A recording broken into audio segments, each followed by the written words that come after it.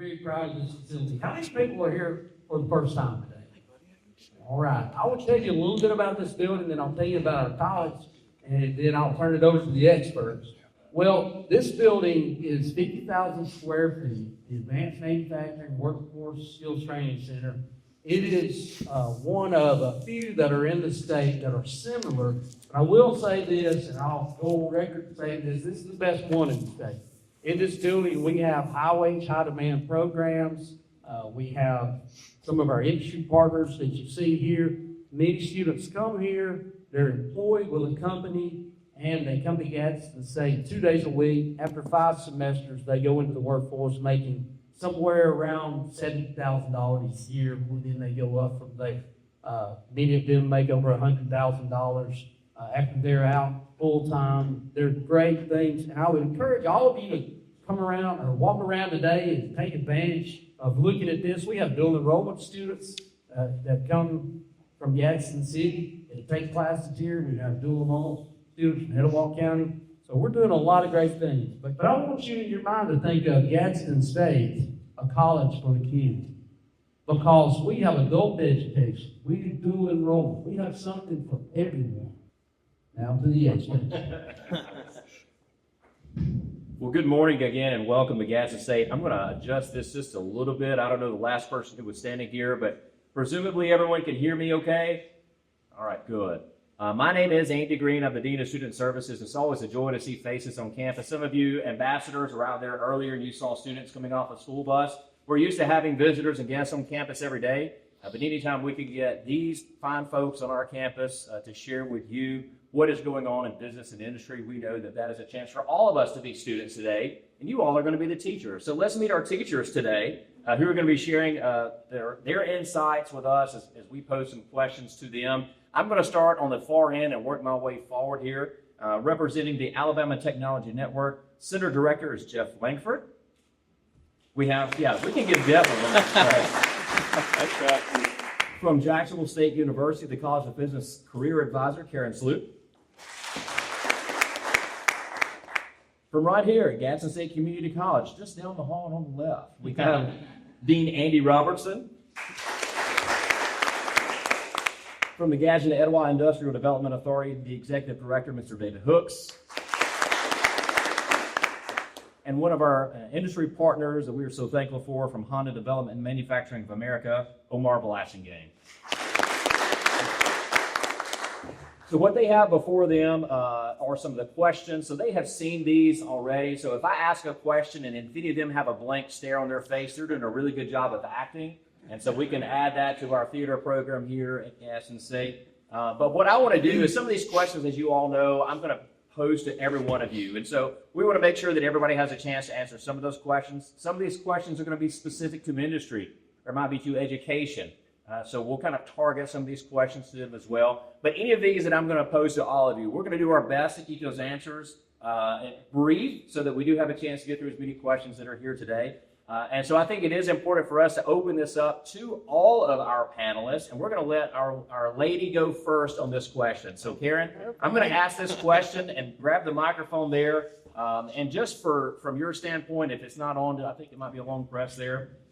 From an educational standpoint, and you know a little bit about this region, having been in the region that we serve, how would you describe the current manufacturing workforce landscape here in Etowah County?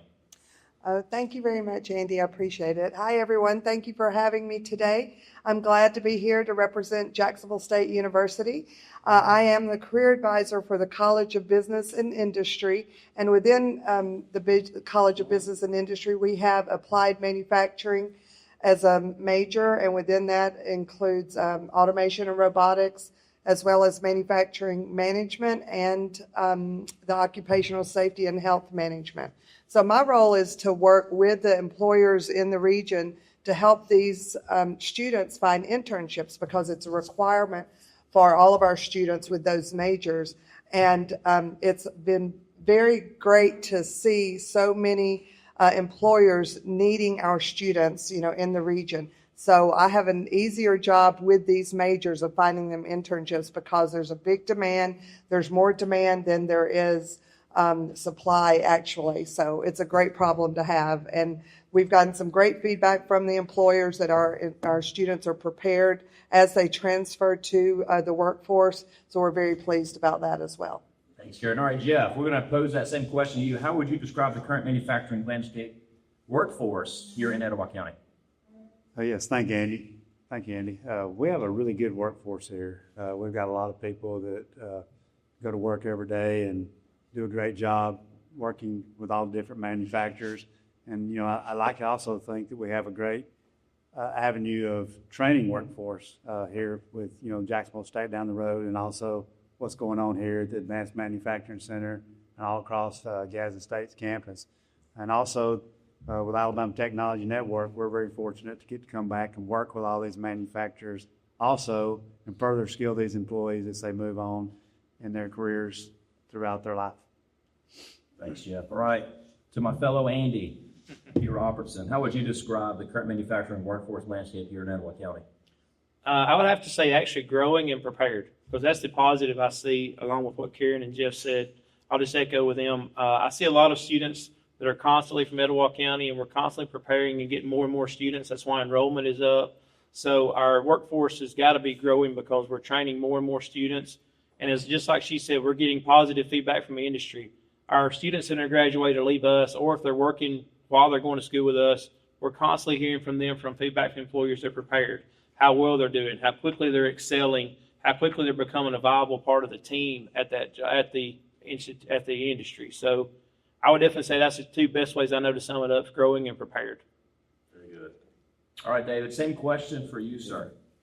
I would say that from our perspective that what the trainers in the programs have responded with is accurate. I think we have a very good qualified workforce. I think one of the things that sets us apart is historically we've been known as a manufacturing facility, and as we transfer into advanced manufacturing, and we're making that move through the community college, developing the programs to how to deliver the training needed for the new technology sectors, skills and sectors. I think we're seeing that happen, and I think I think we're known for having a very dedicated workforce when the industry looks here, and I think that it sets us apart from a lot of areas where that's not the case, because having the steel mill, the tire mill, we have families that have grown up working, and students here are trained to work from the time they are at home, not just once they get to school. And so I think the ability and availability and respect for that workforce is out there as we recruit industries. It's just finding the correct skills to train them in to match what the industry's needs are. Good thoughts there, David. All right, Omar, same question to you. How would you describe, from an industry perspective, obviously, the manufacturing workforce landscape for us here in Etowah County? Gotcha. So basically, I think they summed it up very well what they said, but speaking for a Honda industry partner, it actually has us more prepared. So basically, we really appreciate that for the company, what Etowah County is doing, because we don't have to basically skill up a person. It takes longer time. We got new technology, we got new devices, the latest and greatest. So it's good for us to see when we visit campuses to see that they already have this technology here. So I'm senior technical lead now in the machining department and engine division, and we deal with precision stuff. We deal with machining stuff, building cars. That's kind of what we do down in Honda pretty much. But it's, it's good to have someone here with that type of knowledge. So when we get those candidates, it puts us in a better chance to succeed. So that's great. So just kind of summarize what I heard from everyone here is maybe what David said is the culture is here for hard work.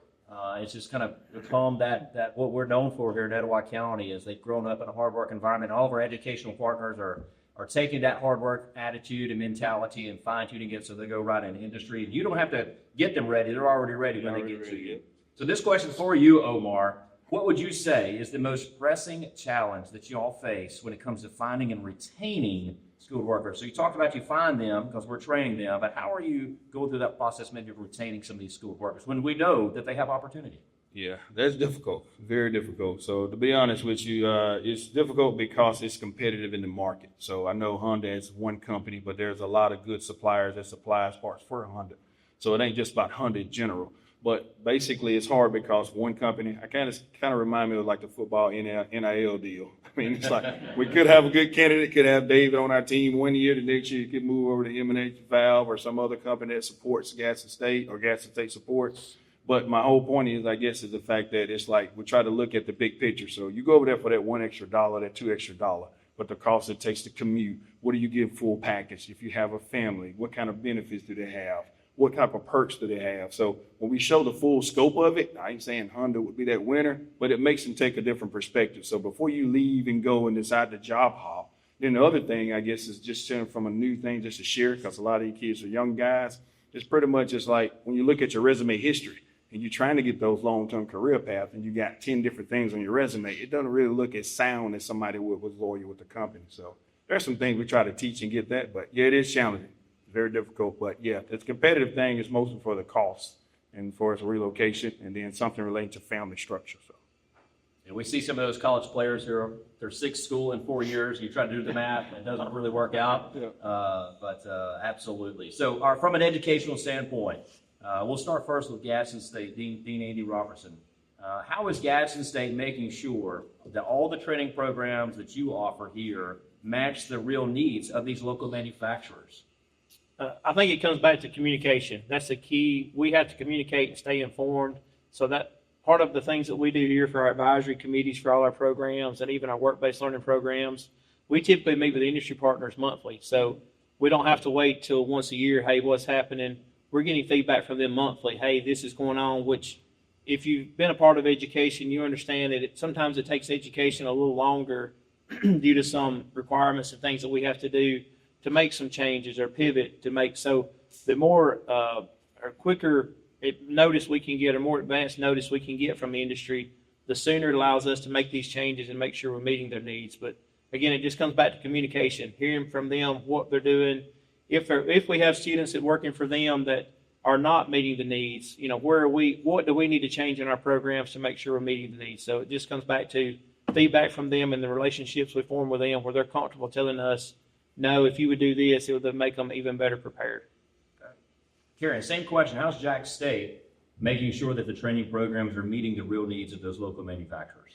Yeah, thank you. I agree totally with what Andy said with the communication and partnership, building stronger partnerships. One other thing that we have is the Center for Manufacturing Support, where besides providing a hands-on experience for the students to test their skills, we offer this service to the employers in the region to come in and test their process improvements and test out the new robots or experiment. So it is a win-win for both of us. It gives them an area where they can test process improvements, but it also gives us insights into what's coming down the road and changes that we may need to make to our programs. So from Jack State's perspective, it's that opportunity to match students with industry in an environment where they can work together and continuing that communication. I know I've heard Dean Andy Robertson use the analogy before, and if I mess it up, Andy, please tell me here, is that if you've ever driven a John boat before, you can turn those pretty quick. And that's kind of how industry is. You have to turn things very quickly because of whatever that demand is or whatever the needs are. From an education standpoint, and I saw a mayor just stepped out here. I could kind of compare education a little bit to government. It's a slow process. You know this. It's a slow process. So it's like turning a ship. You might turn that rudder full right, but that takes a long time for that to turn. And so working together, communicating might not change that timeline, but it does allow for those communication opportunities, those hands-on opportunities even better. And it gives us, information to provide to the administration about why we need to change. That's right. So that's good information. Yeah. And one thing I would add to that, you're 1,000% correct. I'm glad at least you learned. I got one thing too. You got the analogy part. You're teaching me, Andy. Yeah. Lord help you. You're in trouble there.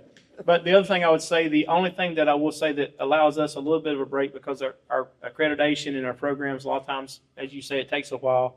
The one positive we have, we can utilize our non-credit and our skills training. That allows us, thankfully, we have a different criteria with them, so we can meet within the industry. The industry says, hey, I need you to come in and teach my guys this. We can customize and develop that training program for them. I don't have to go through as much SAC, COC, and other credentials and red tape to get there. We can go customize and create for them. So utilizing our skills training, our non-credit, also does allow us to make an immediate change or a lot quicker change to respond to industry needs, so then we can make the long-term change in our programs as well. That's right. That's right. And we're grateful for Dr. Dana Davis, who makes sure that we abide by all of those accreditation standards so that we can continue offering the great curricula that we do. All right, Jeff, this is a question for you, just from your perspective there at the Alabama Technology Network. How does ATN help local manufacturers upskill employees in doing so quickly, especially as those new technologies are emerging? So kind of carrying on what we just said here, how are y'all upskilling employees, making sure that they are still relevant in the workforce? Yes, we're fortunate because everything we do happens in 2 or 4 hours, sometimes as long as a week. But, these guys usually are dealing with people for semesters. We go in and do it quick. And that's the neat thing about and we don't have to worry about accreditations and stuff like that. But, so, we go out and talk with the manufacturers and see what they need, and we're on it. And like I said, all the folks that go out and do our training, we're all engineers that came out of manufacturing, so we've been in manufacturing, we understand manufacturing, so we go out and meet their needs. So like I said, it's just a different avenue, and we work great with the two next to us because they do a great job in what they do, but we're able to be fast and nimble. And as far as the new technologies, I think I was going to hit this on the other question too, but some of the things like we have, like robots and PLCs and some of the stuff that's newer, the technology is we can let people play with our technology and mess with our trainers versus if you've got a plant running and you're in maintenance, they don't let you play with the stuff that's running because it's running. You get what I'm saying? So, last thing you do is you don't get to play with that stuff, so you can play with our toys and learn on them. So, and the neat thing is us being part of the 2-year college system, the state's afforded us to be able to buy this equipment and have this equipment that we can go out and work with manufacturers, because a lot of things we would do and a lot of things they do here with the colleges would be irrelevant without that hands-on training. And like I said, a lot of stuff that goes on in this building too is maintenance related. And if you can't get that hands-on touch, it's hard to learn things out of a book. Yep. That's good. All right, so I think we've had everybody answering your question so far that's kind of up and down the panel. So you all have a question that's on here that you have seen, but I'm going to ask this, and anybody who wants to answer this question is welcome to do so. What can we, collective, all of us in the community, do to change the perception of manufacturing among students and those family members of those households where they are growing up, to show them that it is high-tech, it's stable, it's full of opportunity, in addition to walking them through this facility, because I know that's what Dean Robertson will talk about, but what can we do to change that perception of manufacturing jobs? Anybody? Can I go ahead, Jeff. You turn it off. Yeah, you're on. It's all right. Have y'all ever seen that show that on Fox 6, Absolute Alabama, that Fred Hunter used to do? I tell everybody for the last 25 years that's been my job, is Absolutely Alabama, because I get to go in all these manufacturing places, Etowah County and all over the state. And my background's in the steel industry. I worked at Gulf State Steel. Dirty, nasty, great place, great wages, great place to work. But that's not the manufacturing we're seeing today. Just get the people out. We need to get everybody out for plant visits. And I know that's not easy to do for the public to go out to a plant visit. If you can get in these manufacturers' facilities and see, it's not your grandpa's manufacturing facility anymore. And now, like I said, some are still dirty. Foundries are foundries. But, anyway, I think we got to get people out to see them. I think if we can get people out to visit and realize, oh, wow, it's a great place to work. The technologies are unbelievable that they get to work with every day. It's just a very challenging. So anyway, go out and see them or get some pictures and let people see what they look like. Yeah, and then from the education standpoint, from our admissions counselors to our faculty and parents, educate them on what it looks like, the new manufacturing world, show videos, use technologies, because the robots are amazing, and I don't think it's communicated enough, the modern technology that's used today. I agree 100%. The thing that we've tried to address here at Gadsden State is we've got to get out of the mindset everything's the 3Ds. We call it the dark, dirty, dangerous. That was the atmosphere Jeff was talking about years ago. It's not that way anymore. There's so many things now. You have to have some kind of skill. You have to have some kind of training. You can't typically just come out of high school and go into these advanced manufacturing settings. You could do that when it was manufacturing, but now that it's advanced manufacturing, you have to have a skill. You have to have some type of knowledge. So we've been working very hard we want parents, as you say, Andy, we want parents to come in. We want them to see this technology. We want them to see this building. But we've also been working hard with career coaches and counselors that are in the high schools. That's the ones that we see that have the biggest impact on these students are these career coaches, counselors, and parents. They're the ones that influence and direct them which way to go based on what they see. And it's not like it was when you saw the movies where everything was, hey, I might make the wrong move and I'm killed or dead, or I'm in this environment where you can't see anything. So that environment has changed now, and you have to have, again, these skills, as Karen's talking about with the robots and the PLCs and all these things with computers.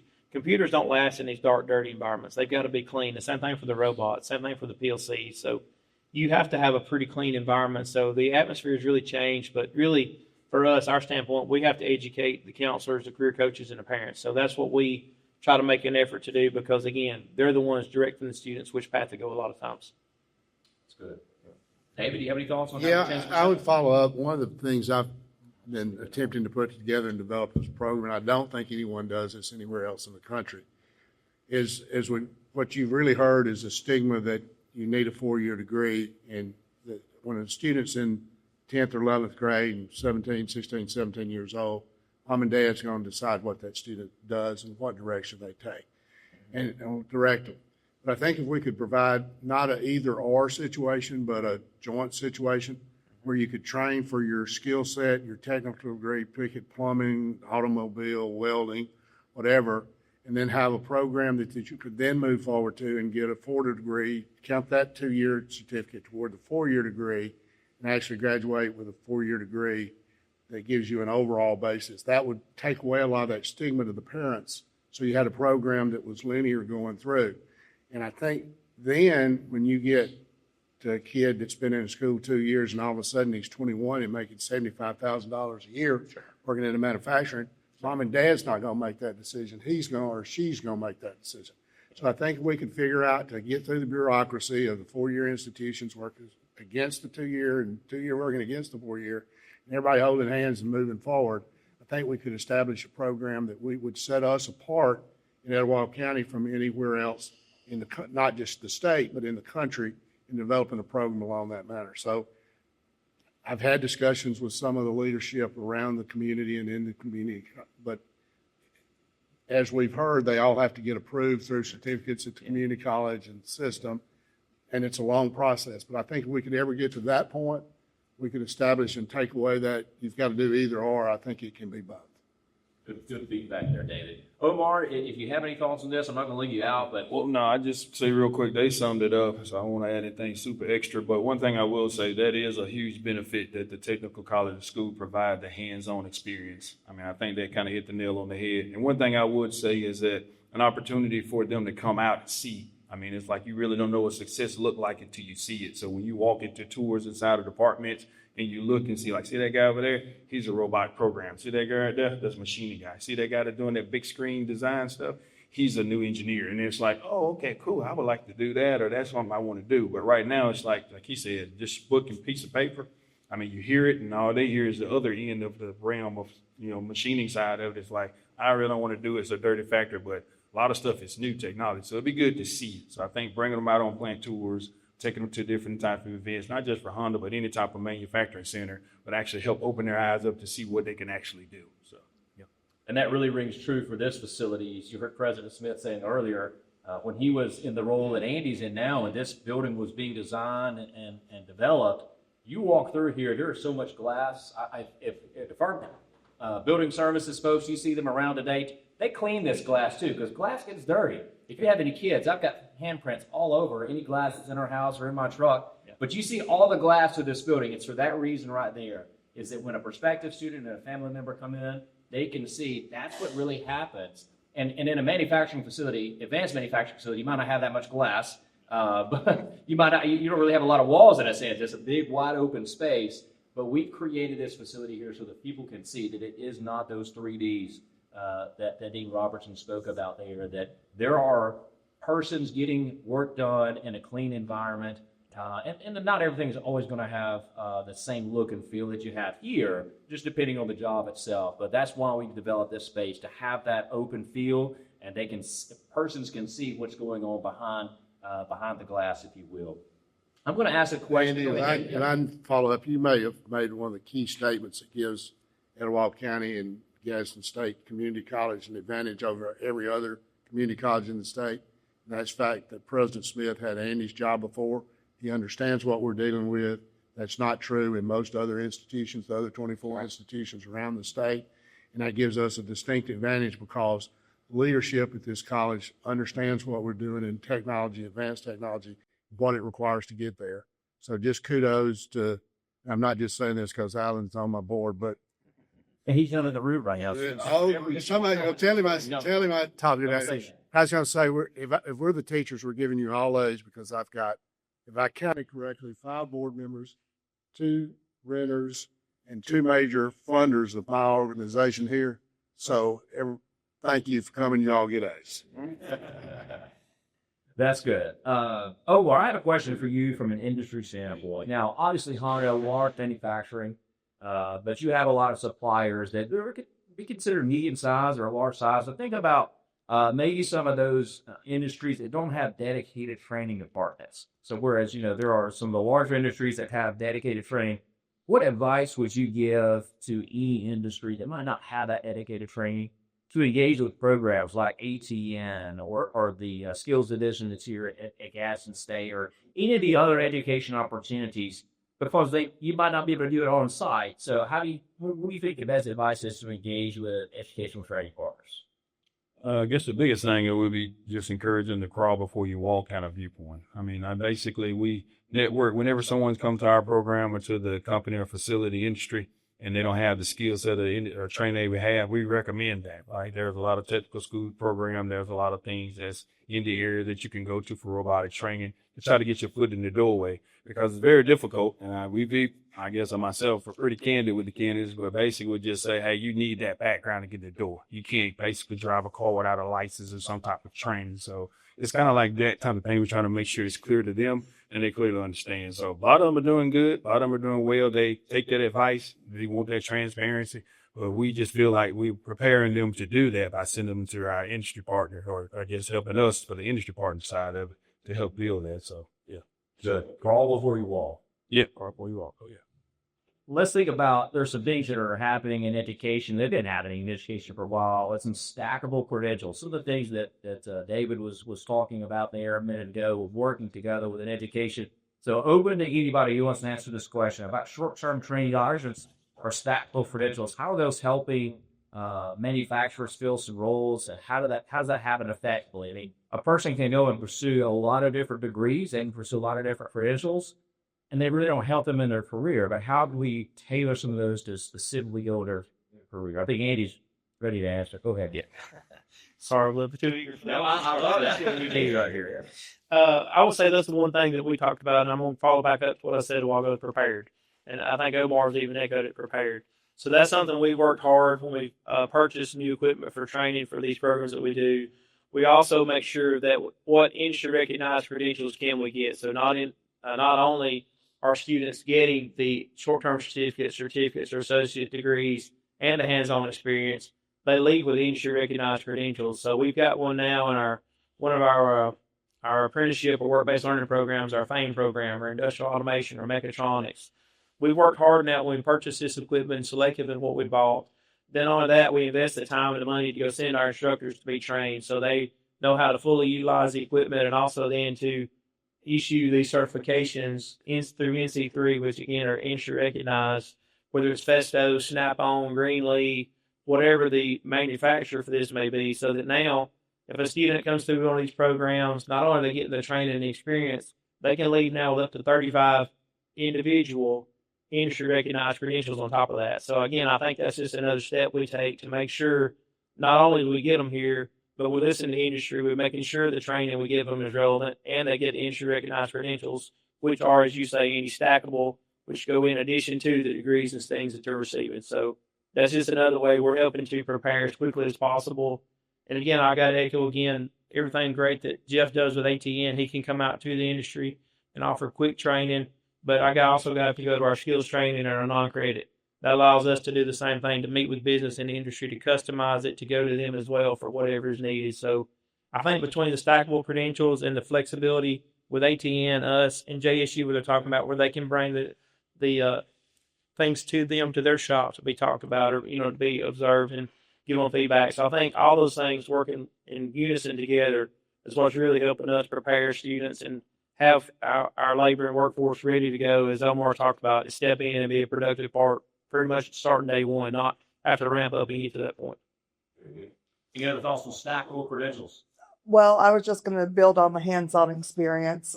Like we said, we had the Center for Manufacturing Support that is used during our courses at Jack State. So they're getting the hands-on direct experience before they go into their internship, which is required. And that helps, very much. Like we work with Honda on a parallel co-op program with the students. And hopefully that leads to, permanent roles for many of the students where they do their internships. So. Thank you. All right, Jen, I got a question for you here. From an ATM perspective, how are you helping businesses adopt new technologies while keeping current employees trained and confident using them? Well, I alluded to that a little bit on the earlier question, but, again, like I said, we're able to get the technologies they're using, like I said, PLCs. I started doing PLCs back in the early 90s. When I came to ATN, I know we was using PLC 5s. Then we went to Slick 500s. Well, now they're up in Control Logics. Well, we have all that equipment. So we're out training with those people on that equipment. And fortunately, we can bring it to them and get them up to speed on it. Because as I alluded to earlier, they're not letting them play with their equipment because it's running equipment. So, I bring in trainers that's just like what they have, and they can do that. And then, on our equipment, and then also on the rollers. And we actually put them on in a 22-foot trailer, and we carry them to the manufacturer and roll them in their facility and teach people how to use the robots. And we're actually diving into vision right now. A lot of these robots are using vision systems. So we're right now getting ourselves up to speed, Andy, so that we can go out and do the vision training also with these manufacturers. But we're just very fortunate to be able to do that and be able to bring our equipment so they can use our equipment and mess it up or, potentially tear it up versus they're not going to let them tear up their own equipment. Yeah, that's good. So we kind of got, you did not notice the educational side on that yet.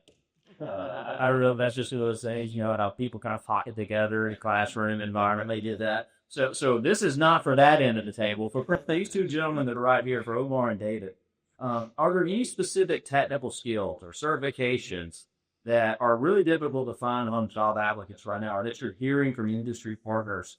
And whether that could be machining or welding, mechatronics, maintenance, what are y'all hearing that maybe the educational folks can take back and say, look, we've heard these are some of the deficiencies. We need people to have this skill right now, right away. So think about that, David and Omar. Either one of you want to chime in, or both of you, go ahead. Just what are the technical skills and certifications that are hard to find among an applicant by now?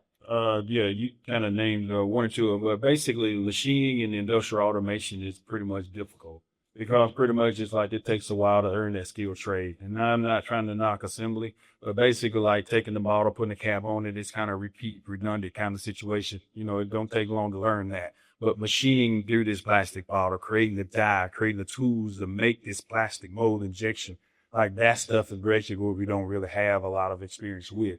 So usually, other than the competitiveness, when we get them, trying to keep them inside of the company, it's just that's the trade that we're basically looking for. So machining, welding, we do have a lot of robots and stuff that do a lot of welding. But like I said earlier, we've been multiple times that even Honda has had opportunity where somebody has well experience and a robot didn't work properly. They went out there, boots on the ground, hands-on experience, and welded that part together until the robot got fixed. So there's a valuable asset not only for us, but that industry training that they receive will able to help the company out behind the closed doors that a robot can provide. So I know a lot of people see the AI and the new technology stuff, but then there's still people behind that's driving the activity and understand how it's worked. Like going from a old school lathe mill to like a new CNC machining controller, but you understand the process of the tolerances, the microns and all those type of things. So that's the stuff that we really are missing from an industry standpoint. So when you get somebody here that's straight out of high school or really don't have a lot of job experience, co-op, internship, any type of advanced learning, it makes it difficult to skill them up because there's like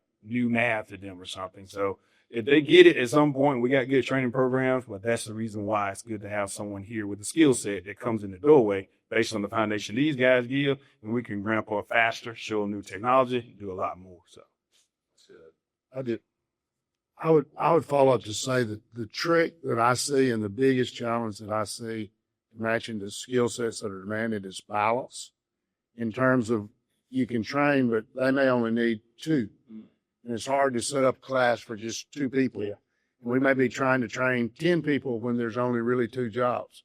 Or we may be training 10 people in one category and there's 30 jobs.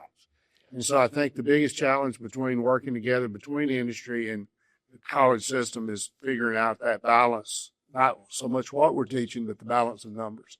And I'll let y'all correct me if I'm wrong on that. Right. Sure. And that kind of speaks to what Karen mentioned earlier with supply and demand of the human capital.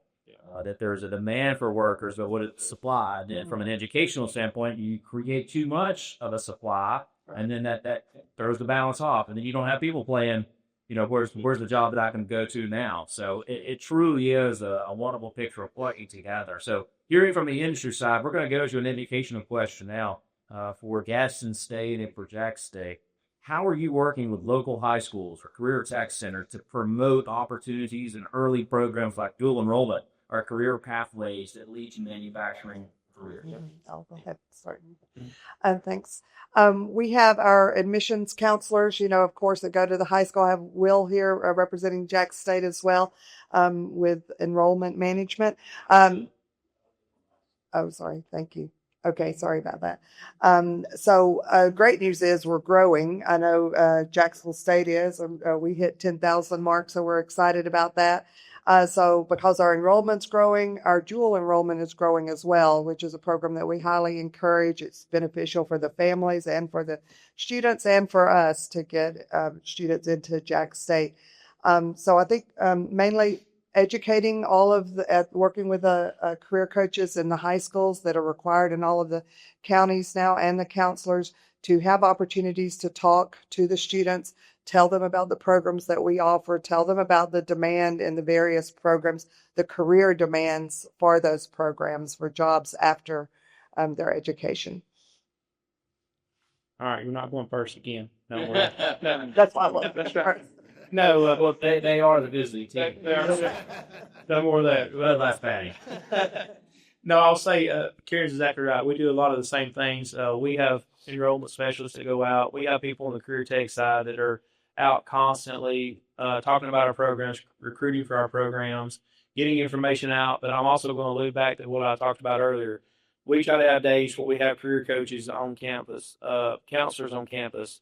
We have to educate them so that they know about these opportunities as well. And it's not just coming and say, hey, let us talk to you about it. It's, hey, let us come in. Let us show you what's going on. Let us show you the equipment that we have, the type of jobs we have. And as you have in front of you here, you got to just pick your path flyer. That's something we get out to all these high schools. That also goes with every program, every career tech program we offer at Gadsden State, so that if a student doesn't know about it, there's QR codes in every program. You scan and get about a 1.5-minute video that's going to talk to you about the type of employment or type of employment opportunities, your median wage scale, the demand for this wage. So it talks a little bit about it. So again, it's educating the people that direct them to that area, but then also making sure we have people out. They know, hey, I've got a question. I can call this enrollment specialist. I can call this career tech advisor. So there's something, some way that we're out, again, face-to-face, interacting with them, but again, educating the people that help direct the students for which pathway to go. And what I hear in all of that is that resource being person. Having a person who is there, that is that face, that's that name that somebody can go to. And the big part for us in student services, having been in both of those institutions, is developing relationships. And that's where events like this, at the Chamber of Commerce, you can develop relationships. You get to know somebody, and that can allow you to connect with them. And so when you're talking about a 16, 17, 18-year-old, they're impressionable. They will listen to somebody who's had that trusted perception there. So once we get them trained up from a educational standpoint, what do you believe, this is for all of you, what do you believe we can do to keep them local here in Etowah County, especially when larger cities might offer a higher wage? They might offer other things. What can we do to keep our workforce? Once we train them, how can we keep them here? That's a great question. And speaking from experience, I moved away to a larger city and recently moved back a year and a half ago. And I've been pleasantly surprised about the growth and the amount of industry in the region. So what I'm doing with our students is trying to educate them on, like we talked about before, especially in manufacturing, the advancement. And you get to have the best of both worlds. You get to stay local with your families nearby and have a great career as well. You do not have to move away to a larger city or larger metropolitan area to have a great career, because we have so many great employers in the area, as you can see by the signs here. I don't know if anybody. How do we get Jim here? Who else wants this? Omar, go ahead. Oh, okay. Well, no, I was just gonna say one thing too. I agree with her 100%. And another thing, I guess, is that I know we talk about what success looked like, but basically building the infrastructure locally. Because the reason why people go to Birmingham because of entertainment. They got Top Golf, they got different type of restaurants, they got this new age and they got bowling, blah blah blah. So they got a lot of that stuff that they are attending to. So if we can basically, I realize we can't bring every store to the Etowah County or the local areas.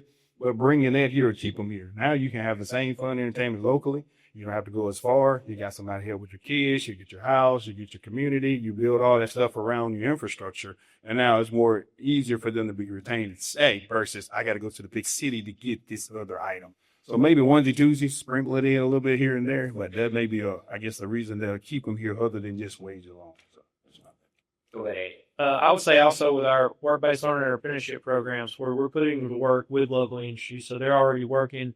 And as Karen alluded to, you can see all the industry partners for our FAME program that you see all around the room here. So these are local industries where we put students to work every day. So they're working for 2 years while they're going to school, getting their education. So they're getting hands-on training.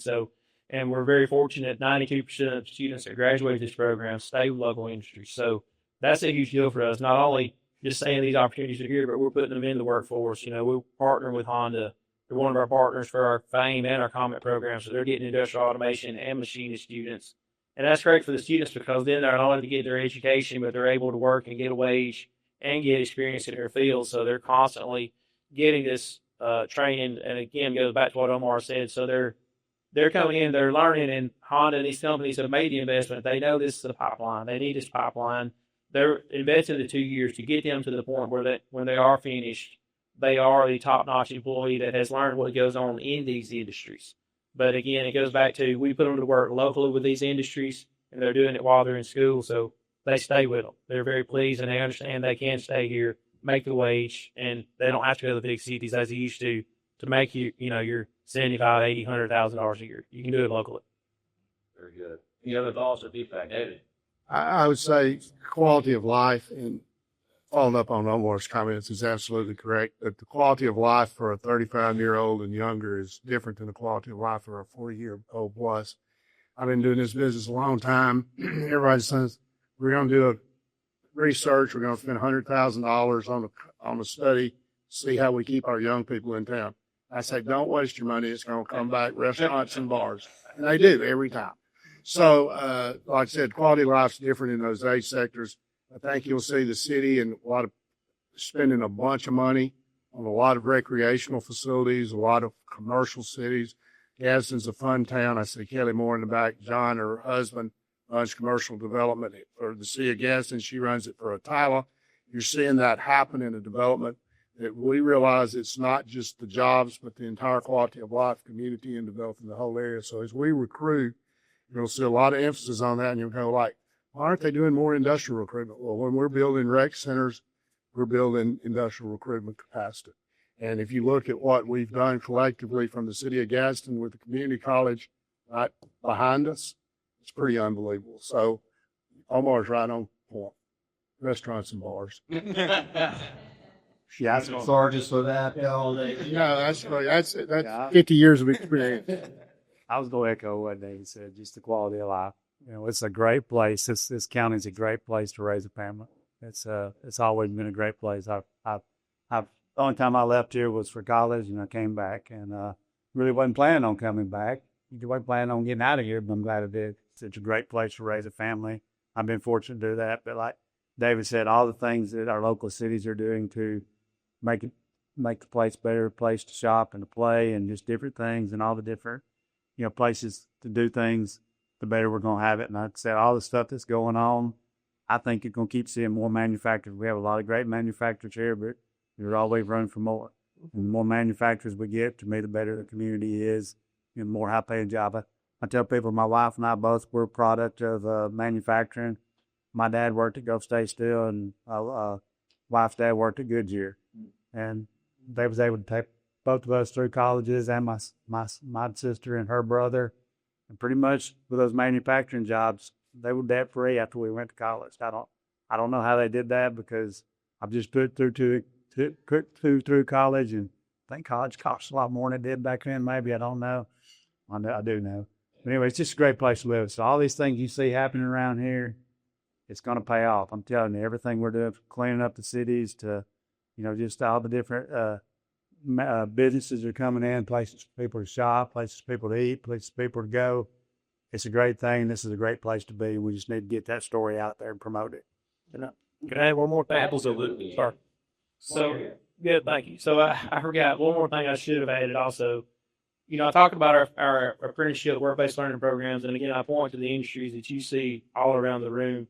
But there's something else that we do also that's really a big step.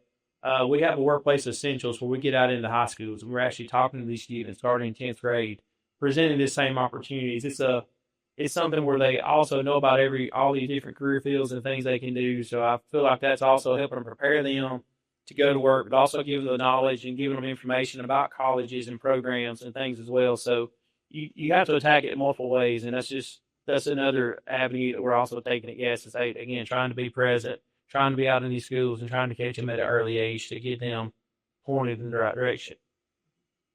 Well, I will speak just from a personal anecdote. Being in local government myself, I am always amazed at how Etowah County, it's very unique. Obviously, geopolitically, the smallest county of all 67 in the state of Alabama from a landmass standpoint. And you have different communities. You have incorporated cities, you have towns. But you look at what Etowah County has done, and it has been, if this city gets something, it's meant for the whole region. And sometimes there's competition. We can have healthy competition, but realizing that, there might be a strategic reason for a company or an industry to locate somewhere, but that benefits the entire region. And sometimes I know I hear it of, well, such and such town got this. Why can't we have that? Because that's better suited for that town. This county also has something that they don't. And guess what? Some folks over there are saying, well, we wish we had that. We don't want this. And so everything I've heard you all say here is that collaborative effort that is, we know that there's going to be competition.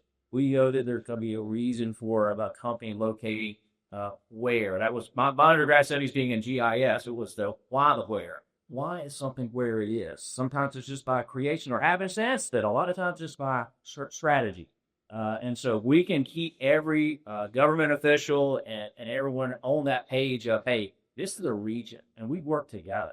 And we might have different incorporated city limits, but we are all in this recognizing that people don't, drive over a city limit and say, oh, I got to change my way of life if I'm in a different city. You all just attested to that really well. And the time that we have left here, I'm going to give you all this question. If you could speak to maybe a high school seniors day, or maybe to a younger you today, what would you tell them about choosing the career in manufacturing right here in Etowah County? And I know, Jed, you kind of spoke about that, being local, but what all would you tell someone today about choosing a career in manufacturing here in Etowah County? It's a great career. It's something you can do for the rest of your life. I mean, it's a quality of life thing. It's a job that can pay you well. There's lots of advancements. There's lots of technology. It's just a great place to be. And like I told y'all, I go all over the state, looking at different manufacturing plants. And for a kid that grew up in Gadsden, thought everybody bad worked at Goodyear and the steel mill, I realized it's amazing what all was out there. I mean, like I said, y'all know the corn dog plant in Demopolis, Alabama? I mean, just crazy. I've been there. But there's all kind of just manufacturing. It's the technology is just unbelievable. You can touch everything, do everything, and just really meet all your needs by being in a manufacturing job. It's been great for me in my past, and it's just a great opportunity. So I just tell people to look out there and realize it's a possibility that you could go into that manufacturing world. Mm-hmm. And just to build on that, focus on the younger people, on the automation and the modernization of manufacturing, because that'll get their interest. Encourage that, show them the pathway of the different areas, whether it's a 2-year certification, a 4-year degree, the different types of jobs they can have based on the level of education they want or the level of training that they would like. And then I'm an accounting and finance person by original trade, so show them the numbers. If you can say you can stay in this area and make this amount of money in these different types of roles, then that will pique their interest as well. I'll probably just share my story, actually, because my story, when I graduated high school, I went straight to a 4-year institution, and unfortunately, I didn't do what I needed to do at the time, so my mom and dad got to say, son, I hope you enjoyed it. You can come home now. So I got to come home and I went to work. But through that, I went back and worked, and I finished my degree at Gadsden State, which led me to a field in manufacturing, and I worked my way up into industrial maintenance, and I did industrial maintenance for 10 years and traveled around all over the world in different countries working on equipment that we were making here in Alabama. But when I graduated high school, I stubbed my nose at coming to Gadsden State. I stubbed my nose that I'm going to go into manufacturing. Well, guess what? Full circle to come back around. I went to Gadsden State. I worked in manufacturing. I did that for 10 years before I went back, and I'll even go to, then I went back and I got an education degree, and I taught high school for about 1.5 years. I never forget when I interviewed for that position in high school, we talked about 5 minutes about my education and training. We talked for an hour about what I did in the industry, because at that time that principal was looking to hire me, had plans. He wanted to grow other things that he wanted me from my industry background and my industry experience. He didn't care that I had the certification in education. He knew I could do that, and knew I could do what was needed in his classroom. But again, we spent an hour talking about what I had done, where I had traveled, because he wanted somebody in his school system that could go talk to the local industries, knew what they were talking about, and could connect with them. So that really helped land me the job versus any education or training I had. And again, it rolled back to my degree at Gadsden State and my 10+ years of experience in the field for what I did in manufacturing. I would say that in today's manufacturing society, it's no longer about a strong back, but a strong brain. And that due to the technology and automation that's been established, that it's more education required in manufacturing than there is in education. And then I'll just say, I guess same thing what Andy was saying. I guess just be willing to step outside the box. I guess I'm from a small town. I ended up getting to share a story what Andy was saying. I went to Jacksonville State, got a scholarship up there, but we were a small town, Roberta, Georgia. I was like a midi-size Ohatchee or something, but basically like Get smaller than Ohatchee. Yeah, it's like a traffic light and maybe a gas station at work. But basically, I guess my point is the fact that when I was looking for schools, it was like you gotta get Florida, you gotta get Alabama, Georgia. I mean, those big things. And then when it don't come through, it's like, okay, I'm not going, or I'm gonna do something else route. And the same thing in manufacturing side of it. It's like I want to be a doctor, I want to be a lawyer. I'm not knocking those professions, great professions, but from a manufacturing standpoint, it's almost like if you don't get a chance to get into these big schools and get those big careers or those scholarships, it's just kind of like the limit of the wishes goes down. The dreams are done. But basically expose to them guys to think outside the box and say, hey, look, there's a machine operator started here, moved up to this CNC operator, moved up to this manager. Now he's the vice president of this company over here. Or he used to have this information, worked at Honda as a press operator. Now, look, he owns his own company now, and he makes parts for it, the aerospace engineer for this. Like, that's the stuff that they don't see. And they'll think outside the box and say, okay, cool, I can do that. Or I can't afford to go here, but I can afford to go there. That opens up doors of opportunity. So maybe I would tell myself that, and to keep that outside the box viewpoint and do that. So. Great advice for those younger selves or those that that are in high school. We've heard a lot from them, and so I would give you all a chance. Maybe you've been sitting there, you've been thinking, I wish I could get the question in for them to expound a little bit more on something they said. And so all of you have prepared questions you do ahead of time. So we kind of use that to allow them to form that. This is where you're going to have to think really quickly and off the cuff, and we know all of them could do that. So what questions or thoughts or feedback or just further conversations that you all want to have of our experts that are up here on the panel? And then what you would do if you want to ask that question, I think just so that we can hear, I'll try to rephrase it so maybe it kicks up properly here for the recording. So what questions, thoughts, feedback do you have of our experts today?